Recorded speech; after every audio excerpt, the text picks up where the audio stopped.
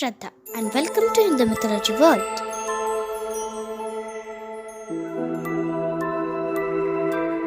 From all the avatars of Vishnu, Krishna is the most complex to understand. He is Leela Purushottam, the one who enjoyed the game of life, and he loves challenges. In this video, we are going to know more about Krishna. So, let's begin. The story of Krishna is spread across two epics, Bhagavata and Mahabharata. Bhagavata refers to Krishna as the flute-playing, playful, lovable, and mischievous cowherd who loves butter, while Mahabharata refers to Krishna as the conch-blowing, city-builder, warrior, leader, philosopher, and a charioteer with the grim of war. And together, these two Krishnas create the Purna Avatar, the most wholesome manifestation of God. But Krishna is an unusual God. He challenges the ocean of divinity. His name literally means black, that challenges the traditional Indian discomfort with a dark complexion. He is visualized as either a cowherd or a charioteer, never as a king. His mother is not his real mother. His beloved is not his wife. His war is not really war. There is always more that meets the eye. And so, only Krishna of all the avatars has a smile, a meaningful and mischievous smile. Ram is called Maryada Purushottam, he who upholds the rules of society at any cost, while Krishna is called Leela Purushottam, he who enjoys the game of life. Unlike Ram, who is serious and evokes respect, Krishna is adorable and evokes affection. Ram's story takes place in the second quarter of the world, the Treta Yuga, where the bull of Dharma stands on three legs. Krishna's story takes place in the third quarter of the world, the Dwapar Yuga, where the bull of Dharma stands on two legs. Thus, Krishna's world is closer to the world we live in, the final quarter or Kali Yuga. In Krishna's world, the concept of Dharma becomes even more difficult to express. And this is most evident in the story of Yayati. Yayati, an ancestor of Krishna, was cursed that he will become old. Yayati begs his son to suffer the curse of behalf so that he can retain his youth.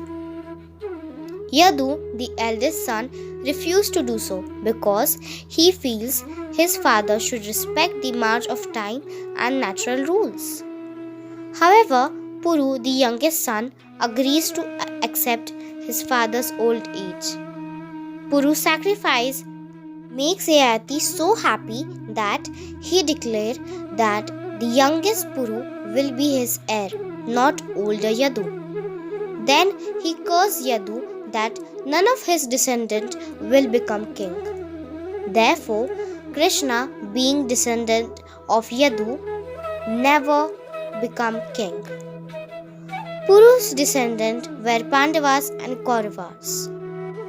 What seems a good thing in Ram's yuga becomes bad in Krishna's yuga. Ram's unquestioning and respect to his father transform him as God, while Puru's unquestioning and respect leads to collapse of society. Dashrath requests Ram's obedience so he can keep his word.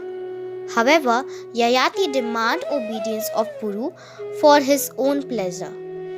The rule of obey the father resonates Dharma in Dashrath's case, but not so in Yayati's case.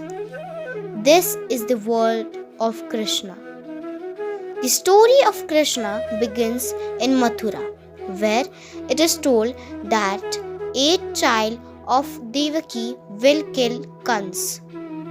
Consumed by fear, Kans killed all Devaki's children as soon as they born.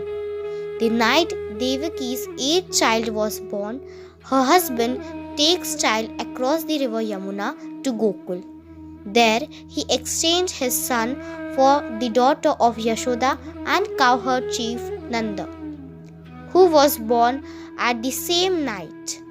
Yashoda wakes up to find Krishna in her arms. She assumed that this is her son and raised him as a cowherd.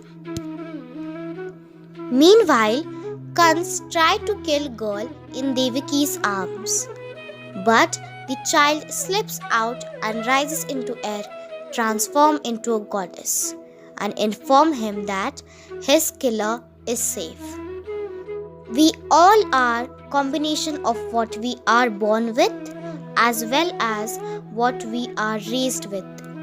Our natural disposition is called Varna and the cultural induction is called Jati.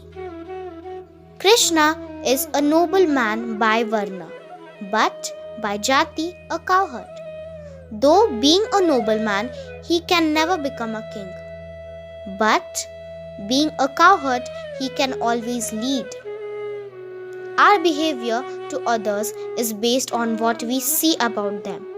But not all things can be seen. We can see the Jati, but not Varna. One can dress and talk like a cowherd, but maybe he is a prince. In Krishna's story, butter is the symbol of love. The women of Gokul keep the butter in the pots and tie them very high to the roof so that no one can reach there. But the mischievous Krishna and his friends somehow reach at the roof and breaks the pot. So all women complain to Yashoda. Yashoda tried to keep Krishna away from the pots filled with butter, but she failed every time.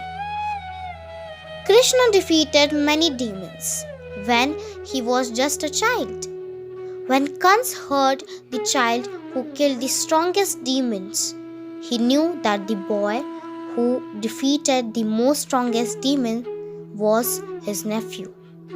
So he invites Krishna to Mathura for a wrestling match. Kans was planning to kill Krishna, but the things did not go as per the plan. Krishna killed Kans at a wrestling match. Killing Kans is unique because it is the only story in Hindu mythology where a father figure is killed. Unlike Ram, who submits to Dashrath, and Puru, who submits to Yayati, Krishna refused to submit to Kans. This tale marks a shift in thinking where younger generation refuse to suffer the tyranny of older generation. This makes Krishna a radical hero. When Krishna was leaving Vrindavan, the milkmaid feared that he would never return. Krishna assured them he would return as soon as the wrestling match was over. But after killing Kans, Krishna's true identity was revealed. He was Devaki's son, not Yashoda's. He was a noble Yadava, not a common cowherd. Destiny was having other plans for him. He can't return to the land of milk, butter, cows and milkmaids, the land of his pleasure. His tryst with kings has begun.